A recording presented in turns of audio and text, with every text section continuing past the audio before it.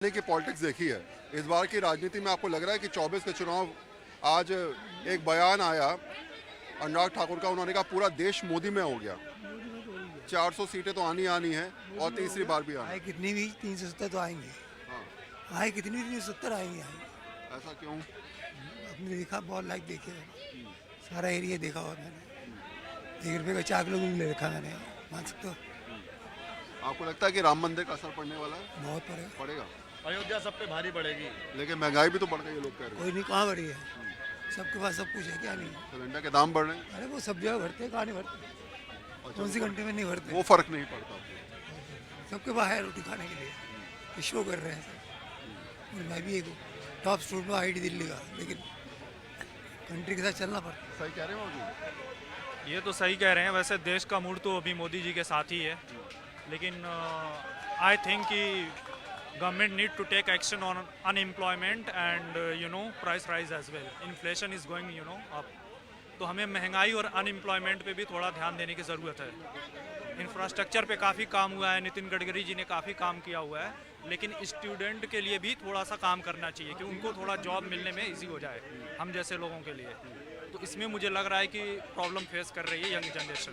आपको लगता है शायद यही बड़ी वजह है कि राहुल गांधी लगातार ये बात करते नजर आ रहे हैं कि देश में रोजगार बढ़ना चाहिए, देश में फैक्ट्रीज आनी चाहिए? राहुल गांधी, देखो, किसी पार्टी से तो मैं बिलोंग नहीं लेकिन करता। आपको लगता है कि शायद ये बड़ा मेरा मुद्दा क्या कहना है, जब राहुल गांधी जी थे तब उन्होंने एम्प्लॉयमेंट क्यों नहीं दिया? अगर वो दिए होते तो इस गवर्नमेंट पे ब्लेम करते। उनके टाइम पे भी यही हाल थी और शायद अभी भी वही हाल है।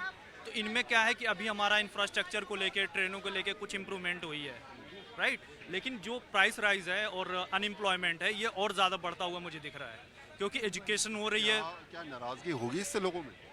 नाराजगी तो देखो, अभी बाबूजी कह रहे हैं कोई फर्क नहीं पड़ता, फर्क मंदिर बन गया तो अब तो सब। देखो, मैं कुछ भी नहीं मिला, गवर्नमेंट जॉब नहीं मिली आज तक, और टॉप स्टूडेंट IIT का। देखो, अभी जो राम मंदिर का मामला है, इसको लेकर कुछ लोगों में जो नाराजगी उसकी वजह से थोड़ी कम है, लेकिन जो रियल इशू है, शायद बाबूजी के भी अगर बच्चे होंगे तो ये भी सोच रहे होंगे कि इनको जॉब मिल जाए। नहीं, मिल गई, जॉब मिल गई सबको। ठीक है, इनके बच्चों को मिल गई और लोग इनके पड़ोस में होंगे। गवर्नमेंट की मैं बात ही नहीं कर रहा, मैं जॉब की बात कर रहा हूँ। इधर इट इज प्राइवेट और पब्लिक सेक्टर, कोई भी जॉब होती है ना। जॉब नहीं मिलती, सॉरी, अप्रोच की जॉब नहीं मिलती। अप्रोच के, तो देखिए, अप्रोच के जॉब नहीं मिलती, इसका मतलब कि समवेयर करप्शन। गरीब आदमी क्या करेगा? कर रहा है, जो कर रहा है और क्या। बाबूजी कह रहे हैं बिना अप्रोच के जॉब नहीं मिलती। It means corruption still prevails. Corruption अभी भी है ना, तभी तो अप्रोच लगानी पड़ रही है। तो अभी भी हमें काम करने की ज़रूरत है। हमें ब्लाइंडली किसी पे ट्रस्ट नहीं करना चाहिए। जो भी आपके एरिया में काम कर रहा हो उसको आप वोट करें। ऐसा ना हो कि आपकी रिलीजन, कास्ट को देख के आप वोट करें। देखिए, सर कह रहे हैं कि जॉब नहीं है। देखिए, बिना जॉब के हाँ, रोजगार नहीं मिल पा रहा कई लोगों को। रोजगार, देखिए, अब रोजगार तो मेक इन इंडिया हो ही रहा है ना। मतलब स्टार्टअप चल रहा है, सब कुछ ही हो रहा है। तो ऐसे क्यों, बाहर वाले तो आएंगे नहीं हमारे देश में जॉब करने के लिए, हमारे देश के लोगों ने ही जॉब करना है, ठीक है ना। तो कहना है कि अभी जो नींव पड़ी है उस नींव का आधार 10 साल बाद होगा और 10 साल बाद जो है 10 लाख नौकरियां हो जाएंगी। बिल्कुल, वो तो ऑटोमेटिक ही है सर, जनरेट हो रही है। आप ये देखिए किस सेक्टर में कमी हो रही है। मोबाइल में हम कहाँ पे थे, आज कहाँ पर है मोबाइल में। ऑटोमोबाइल में देख लीजिए कहाँ थे और कहाँ आ गए हम। लेकिन विपक्ष तो यही मुद्दा उठा रहा है ना, कह रहा है कि महंगाई बहुत ज़्यादा बढ़ गई है, बेरोजगारी की बहुत दिक्कत है, लगातार लोग जो हैं वो अनएम्प्लॉयमेंट की वजह से सुसाइड कर रहे हैं, किसानों की दिक्कतें बहुत सारी हैं, हर आदमी अपनी बात कर रहा है। सर, विपक्ष का काम है, देखो, अपोजिशन का काम, वो अपना रोल अदा कर रहे हैं, उन्होंने वो करना है, पर देश को दिख रहा है कि देश कहाँ जा रहा है। मुझे एक बात बताइए। अच्छा, एक सवाल मैं इनसे आपसे पूछ लेता हूँ जो नहीं पूछ पाया। क्या 24 के चुनाव में इस बार NDA वर्सेस इंडिया गठबंधन है और इंडिया गठबंधन से लगातार पार्टियां साइड होंगी? आपको लगता है कि अभी आते आते 1-2 और चले जाएंगे या फिर हो सकता है कुछ और हो जाए? जय श्री राम। मेरा नाम प्रवीण हरडे है और मैं नागपुर, महाराष्ट्र से हूँ। मैं आपके चैनल के माध्यम से, जैसे आपने सवाल पूछा है, सवाल ये था आपका कि NDA वर्सेस इंडिया, तो मैं आपके सवाल को थोड़ा सा करेक्शन करना चाहूँगा। वह NDA वर्सेस इंडिया नहीं है, वो इंडी आघाड़ी है, इंडिया नहीं है, वो INDI आघाड़ी है। तो कृपया उनको INDI आघाड़ी करके बुलाइए, इंडिया नहीं है। तो आपका जो सवाल था INDI डिफाइन करने की अपनी अपनी परिभाषा है, आप जिस तरीके से डिफाइन करें, मैं जिस तरह की डिफाइन करें, मैं आपको वही बता रहा हूँ। तो उनके जो संगठन से, उनके जो अभी 36 पार्टियों का जो संगठन हुआ है उनका, उसमें से एक एक पार्टी सरकते जा रही है, वो सरकते जा रही है। उसका कारण वही है कि उनकी आपस में ही सीटों का बंटवारा लेके और प्रधानमंत्री कौन बनेगा इसको लेके अभी से उनकी इतनी धमाचौकड़ी मची हुई है उनके अंदर। तो सरकार अगर गलती से वो तो चुन के नहीं आएंगे, ये तो सारा देश जानता है, वो चुन के नहीं आएंगे, मोदी जी आएंगे। लेकिन अगर गलती से अगर ये लोग अगर आ गए, समझ लीजिए, तो आप ये बताइए देश में कितनी अराजकता मच जाएगी। अच्छा, सवाल का मैं जवाब दे दीजिए। आपने कहा कि लोग टूट टूट के जा रहे हैं, अब लोग ये भी कह रहे हैं कि कर्पूरी ठाकुर को जो भारत रत्न दिया गया वो नीतीश कुमार को अपनी ओर अग्रसर करने के लिए किया गया।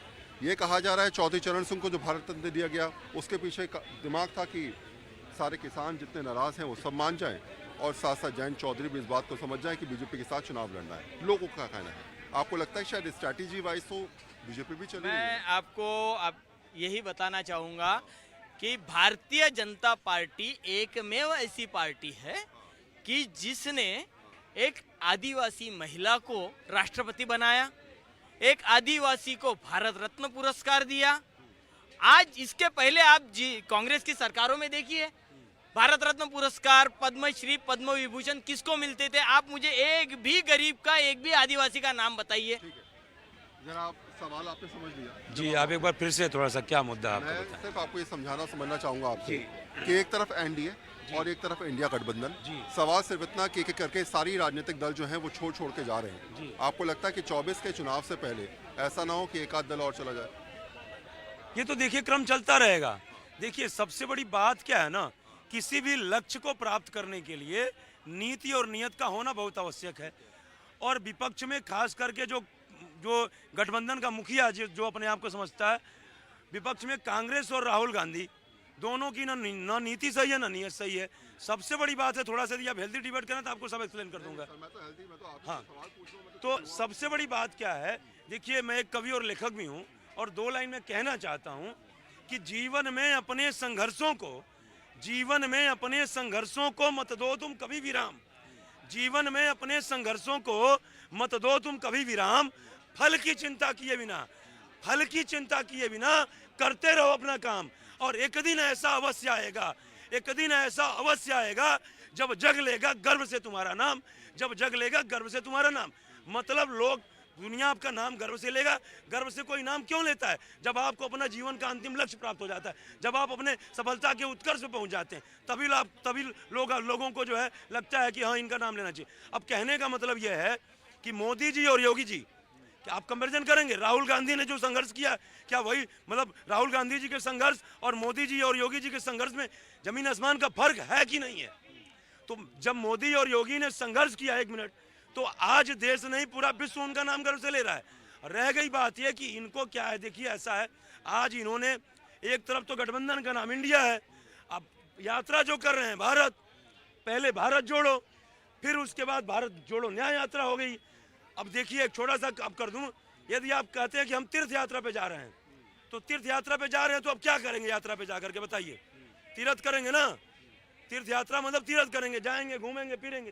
तीर्थ यात्रा मतलब तीर्थ करने जा रहे हैं। तो न्याय यात्रा का मतलब क्या हुआ? न्याय करने जा रहे हैं। आप समझिए मैं कहां से एक्सप्लेन कर रहा हूं। तीर्थ यात्रा मतलब हम तीर्थ करने जा रहे हैं, न्याय यात्रा का मतलब हम न्याय की यात्रा पे न्याय करने जा रहे हैं लोगों के साथ। आप बताइए, 1 मिनट चुप रहिए। अब आप बताइए कि राहुल गांधी जी के पास ऐसा क्या है कि लोगों को न्याय दे देंगे? क्या है बताइए भाई? आप सांसद हो ना, आप जज नहीं हो ना, सुप्रीम कोर्ट का जज नहीं हो ना, आप प्रधानमंत्री नहीं हो ना। क्या पूछना चाहते हैं? समझ रहे थे आप, बीच में इंटरप्ट कर रहे थे इनको। सवाल सिर्फ इतना, सवाल सिर्फ, अब मेरी बात भी सुन लीजिए, अब मेरी बात भी सुनिए, इनकी भी सुनिए। मेरा सवाल है एक, देखो ये अब नई तरह की राजनीति हो गई है कि पानी वाली की जरूरत तो नहीं है ना सर, इनको मैं समझा रहा हूं। जो मंदिर की परिक्रमा करेगा ना, मंदिर की परिक्रमा करेगा ना, उसको वोट मिलेगा, समझे? जो मंदिर की परिक्रमा करके और मंदिर में ही लगा देना लोगों को, उसमें वोट मिलना है इनको, उसमें वोट मांग रहे हैं। और मैं तो कहता हूँ उस रेडी वाले को देखो, उस रिक्शे वाले को देखो, उस किसान को देखो, इन पे तुम वोट मांगो ना।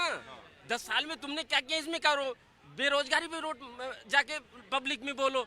तुम तो क्या कह देते हो, किसान पे बात करोगे तो बोलो 81 पे बात करो जी, बेरोजगारी पे बात करोगे तो बोलोगे मथुरा पे बात करो जी।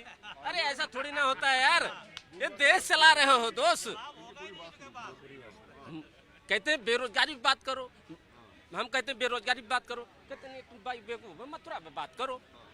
और जब किसान पे बोलेंगे तो बोले नहीं तुम काशी पे बात करो। अरे किसान को तुम पैसे दे दोगे, 6,000 का अगर 12,000 कर देते तो मैं भी बोलता मोदी जी तुमने बहुत बढ़िया किया। देखिए ऐसा है, पहले तो बेरोजगारी की बात कर लेता हूँ, क्या बात करते हैं? बड़े ध्यान से सुनिएगा। जातिगत जनगणना के आधार पर आरक्षण मांगना, जातिगत जनगणना के आधार, अब आप या तो मैं चला जाऊं